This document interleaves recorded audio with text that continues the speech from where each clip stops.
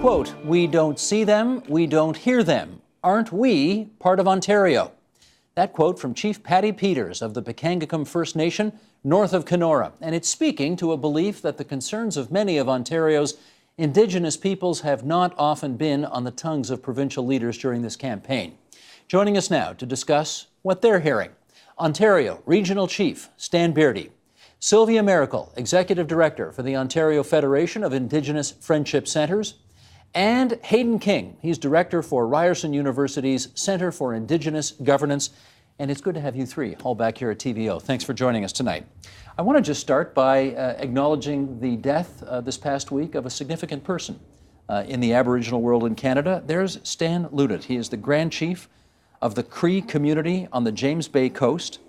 And all of the party leaders put out statements, I believe, acknowledging his death because he was a person of significance in the Aboriginal world. So we wanted to acknowledge his passing and the contribution he made.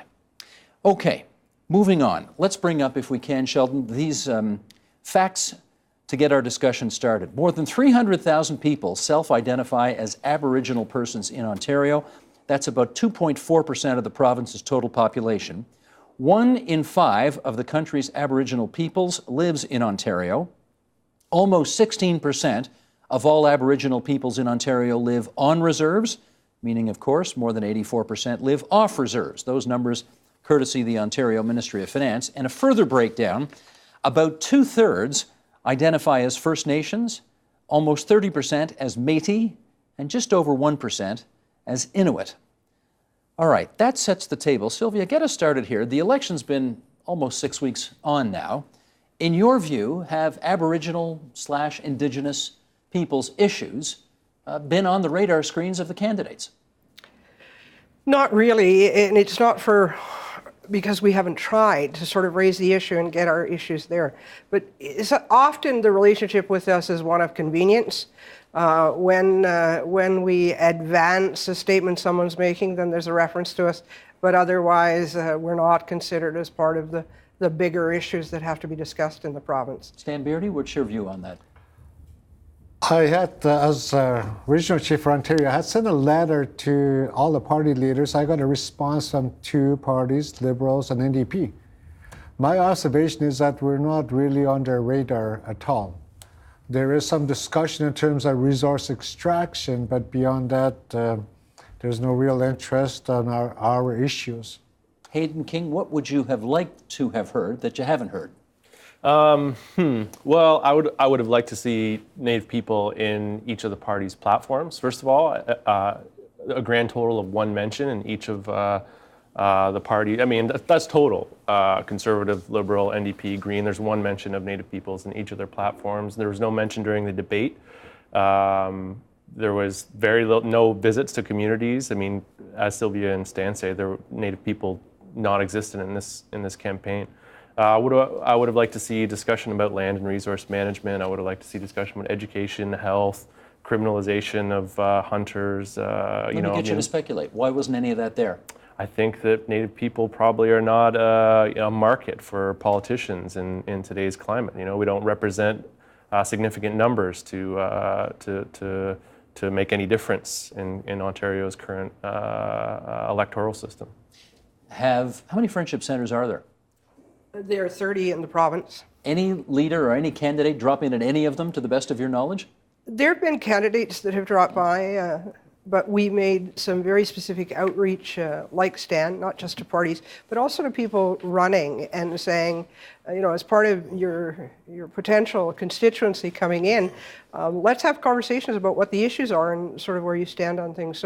So there has been some, but it's pretty limited. And really the emphasis is on us to do the outreach as opposed to people who should outreach looking for our vote. Sure, but so you did some outreach. We have. And you heard back from some candidates. Indeed. Why do you think there hasn't been more? I think it's a big issue. I think it's a big issue of we're seen as a federal responsibility, as a complicated issue, as a minority with threats towards a majority and the comfort level of that. And so I think there are all kinds of reasons. It's systemic in my mind. It's certainly historical. And, short of a blockade or whatever, we don't get a lot of of people outreaching to have conversations with us and create alliances. Stan Beardy, is it fair to say, though, that the most significant relationship that Aboriginal people in this country have is to the federal government and not to the provincial government? And perhaps that's why people at the provincial level don't make the effort? No, I think as far as we're concerned, a crown is a crown. It doesn't matter if it's the federal crown or provincial crown. They still have obligation to work with us. Although under the Constitution, we're primarily a federal responsibility. But when you listen to the parties in Ontario, they're talking about creating wealth, and they're talking about extraction, and they're talking about extraction. What they're talking about happens to be on our homelands. So when you talk about a duty to consult, I think they should be talking to us regardless whether we're a federal responsibility or not. Well, certainly we've heard a good deal of talk in this campaign about the Ring of Fire, that chromite deposit, in northern Ontario, which by some counts has tens upon tens of billions of dollars worth of potential chromite deposits there. And we have heard some discussion about what the parties want to do with that. And to that end, here comes a map right now showing where it is, north of Thunder Bay. But to that end, we hear discussion about the role Aboriginal Canadians could play in the development of that. So do you feel a little ticked off that most of the time whenever Indigenous Canadians are referred to in the campaign, it's always in the context of how everybody else makes money? Mm-hmm. Sure, or as a source of labor to benefit somebody else, right? None of the candidates, none of the parties are talking about jurisdictional issues, or that the Ring of Fire is not going to proceed without the consent of communities in the north who believe that they have jurisdiction. So I'd like to have a conversation about those jurisdictional issues and about sovereignty and about the rights of Indigenous peoples to say no to development or to say yes to development, but on their terms, right? We did have Bob Ray here a few weeks ago, and he did talk about the fact that this isn't going to go ahead unless it makes sense for Aboriginal Canadians as well. Mm-hmm. In your view, are the parties on side with that view? Well, I wouldn't presume to speak on behalf of Northerners. I think that some communities are certainly interested in pursuing development in the Ring of Fire, and others probably not. If it's going to irreversibly damage the land, then I think a lot of communities are probably not interested in pursuing that kind of development. Even if there are jobs for those communities? Catering jobs, construction jobs. Mining jobs? Well, I'm not sure. You're not sure? I don't, you'd have to ask those communities. Sylvia Maracle, you got a view on that? Well, there are several views. One is that, there are great numbers of us who live off our First Nations and live in urban areas. So I think there is, and frankly, the vast majority are youth. And they're telling us that they want to be creative and they want to be educated and they want to participate in the labor force, but they don't all want to be miners and they don't want to be pulp and paper and they don't want to destroy the land. That they understand that there are lots of other opportunities for them. And people want to ensure that the First Nations who are affected have a say in it, and that there are benefits for them, that there's resource sharing, that there's long-term developments, and we're just not going in, as we've seen in other large resource industries, where it's one-sided and the earth is not at all well when we leave it. Stan Beardy, a lot of this has to do with the Far North Act. A lot of people who live in the South don't know what the Far North Act is. You want to tell us? Yeah, what happened was that the NGOs, quite a few years ago now, 5, 6, 7 years ago, there was a massive push by NGOs, the peace, I don't know exactly what groups there, but the people that were trying to protect the natural environment. And they went to the government and proposed that 50% have to be developed, have to be set aside. And there was inadequate consultation with the rights holders, which are my people, our people on the land, people that depend on those lands, people that make their home on those lands. And the government, Liberal government, McGuinty government went ahead and enacted what they call Bill 191, where it sets aside 50% of existing lands. That's on top of the existing parks and waterways and provincial federal parks. So we're talking about a large area, tracts of land that is set aside where we can't access. And it's creating a real problem for the North because it's interconnected east and west. So if you have some activity going on in the far north, if you have a link to the southern markets, for example, it creates a real problem for us. Well, I note that the Progressive Conservatives say that if they win the election tomorrow, they'll repeal it. The NDP say they'll rewrite it. What's your view on what the appropriate approach to take is? I think what's important is that what we're talking about here is wealth creation.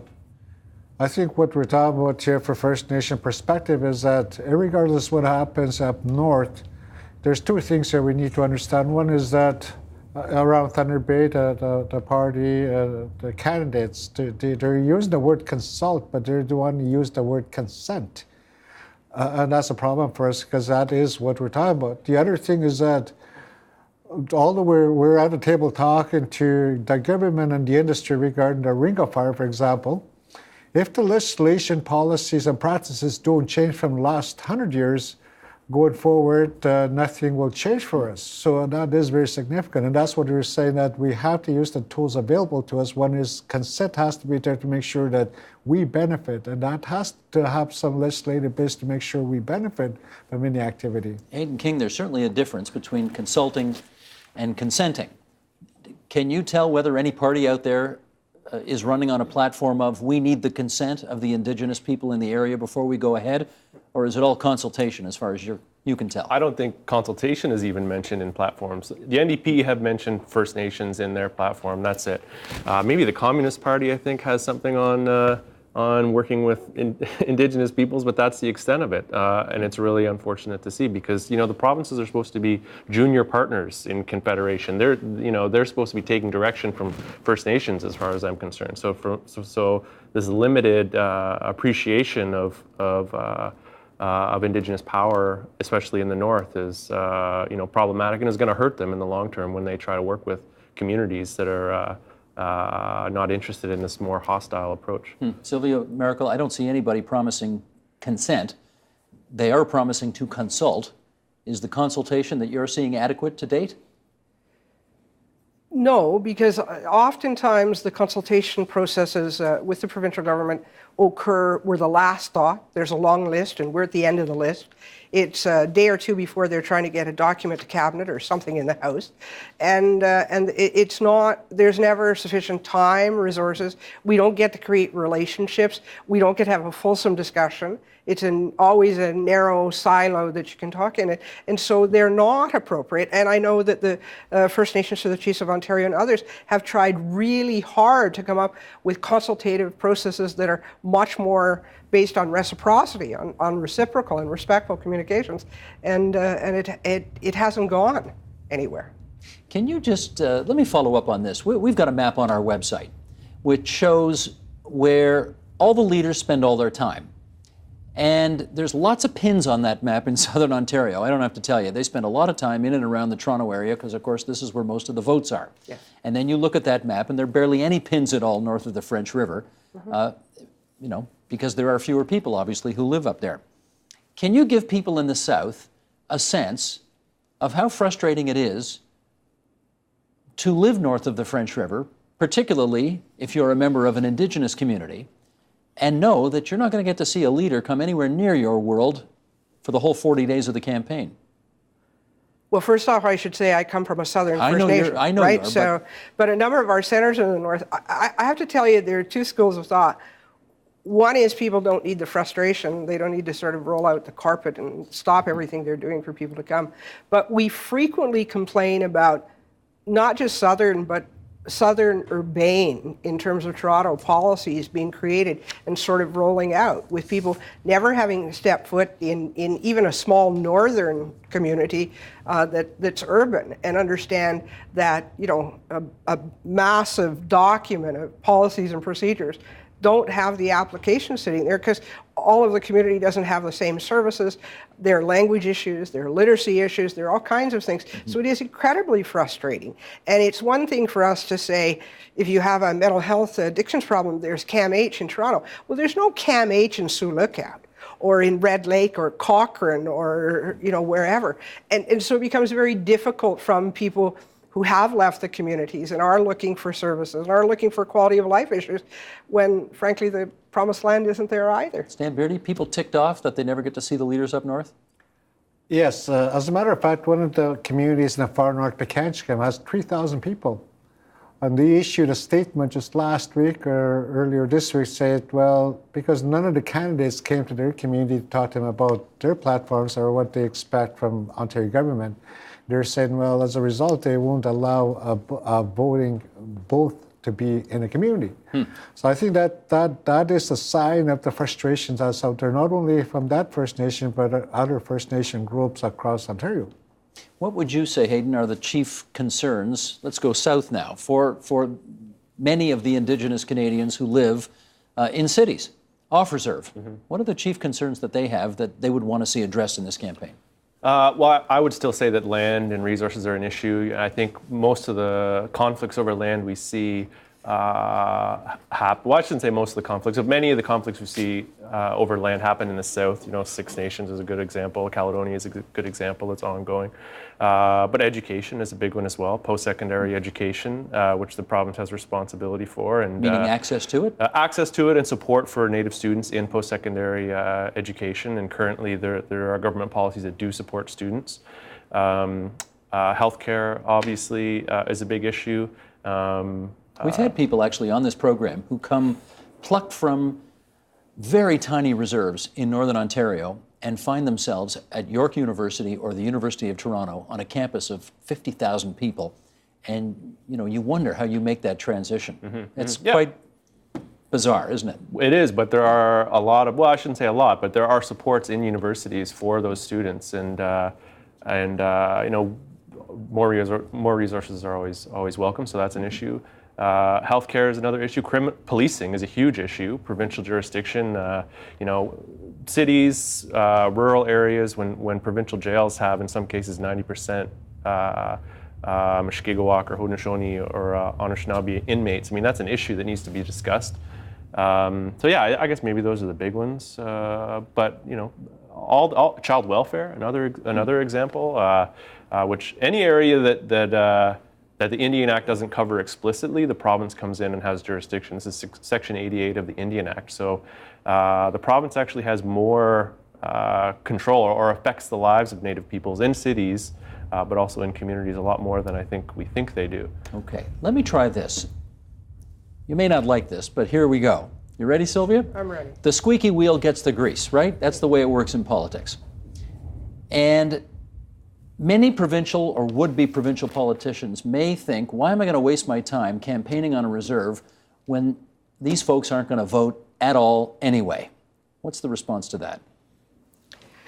Well, I think, again, if you just say, gee, I'm not going to have a relationship, you're right, you're not going to have a relationship. But again, I go back to, that, and Stan shared with you a perfect example of a very, very large First Nation who could easily influence an outcome of a vote there. Yeah, 3,000 votes is a lot. Exactly, but the same thing happens in urban areas. They don't come, in populations in Ottawa of 36,000, in Toronto of 80,000, in Hamilton of 12. I mean, they're large populations they don't talk to who can. And the fact of the matter is, to some extent, we've had to learn how to make ourselves be the squeaky wheel. We've certainly had to do the outreach. We wrote candidates, we wrote parties, we did information packages. We have people who come to us and say, I'd like to do this, but I've never voted. I don't know how to do it. How do I do it? And so in our own community, we have to do some work too to get people motivated. But certainly, if you're not going to have a respectful basis of the relationship, and you won't even talk to people, then I do wonder why they don't want you coming in and they don't want you representing them. Well, Stan Beardy, one of the things I do hear is that some Aboriginal Canadians feel that participating in a provincial election denies them their sovereignty, and that's why they don't vote. Can you explain that mindset to us? Yeah, well, there's a number of reasons, many reasons why First Nation people don't participate. That is one of the major ones, is that many groups of First Nations still maintain their sovereignty, that we never gave that right, gave up our right to govern ourselves when we made treaties. So therefore, they feel they shouldn't have to participate. The they feel loyalty to their nationhood, and that's the feeling with a lot of First Nations. As opposed to the province, obviously. Yes. I think First Nations got the right to vote in 1954 in provincial elections. And I'm curious, are you going to vote? Are you going to vote in this provincial election? Nobody has come talk to me yet. So I don't know what, nobody has come talk to me. Nobody's asked for your vote yet, eh? Nobody has asked for my vote, but somebody comes to ask for my vote, I'll consider that. Where do you live? I live in Muskrat Dam, way up north. Muskrat Dam, First Nations, way What up north. riding would that be in? That's Kenora Rainy River. I think. Kenora Rainy River. Yes. Okay, so the NDP holds that seat going into this election. Yes. Nobody from any of the parties has knocked on your door yet? Nobody has talked to me about any platforms, or nobody has made any promises yet to me. So. And if somebody did between now and the next 12 hours, you might think about Well, it? it depends what the promise is. If it's something worthwhile, I'll consider it. You might do it. Sylvia Maracle, you going to vote? Absolutely. What riding you in? I'm in Beaches East York. Beaches, East York. Okay, also a riding held by the NDP in the last parliament. Why will you vote? Well, it's hard for me to want them to be accountable when I'm not prepared to participate in the democratic process. You know, it's easy to be critical. I happen, the Mohawk Nation is had one of the original treaties in North America, the Goswenta, and it said that, as Stan set out, that we weren't going to interfere in each other's affairs. But the fact of the matter is our affairs, at least from my perspective, have been interfered with it over a great period of time to a great deal. And so, I choose, I make that personal decision, I educate myself. Trust me, I hold my candidates accountable. I like to be in big halls and say, but what about Aboriginal people who are, and create some discomfort and, men pulling their collars with their ties and things. If you've studied all the platforms, who's got the best platform? I think at this point it's about who's the best candidate in your riding, because I think Hayden very aptly described they're really only passing mentions. Where I work, we also asked them some very specific questions in very specific areas. We got back responses from the NDP say who you're gonna vote for? and the Liberals. I'm not prepared to go that far. Okay. I got to work with whoever the government is who I comes understand. in. I got to save my last 30 seconds for you. Are you going to vote? No, no, I don't think I'll vote. No, I don't think I'll vote. None of the parties have anything to offer me that I'd be interested in. And I don't have this kind of, I think for Anishinaabe peoples, you've always been, whatever would serve our self-interest, I think as political communities we would do. Voting is one of those things. So it's not a kind of principled position, but they have not earned your vote, is that no, what you're saying? First of all, it's a woefully unrepresentative system. And second, none of the parties have anything that interests me. None of my local candidates have anything that interests me. Where do you live? Which riding? You know what? I don't even know. This is how, I think Dovercourt maybe. You live in the West End of Toronto? Yeah, I just moved, so this is part of the reason why I can't remember. Gotcha. But Jonah Shine, Christina Martins, and Lee. Don't worry, it won't be. It'd be one of the two of them who's going to win the seat. Yeah. Okay. Well, thank you for coming into TVO tonight and sharing your views. This has been most illuminating. Nice to have you all here. Chief Stan Beardy, the Ontario Regional Chief, Sylvia Maracle from the Ontario Federation of Indigenous Friendship Centres, and Hayden King, Ryerson University's Centre for Indigenous Governance. Thanks all. Support Ontario's public television. Donate at tvo.org.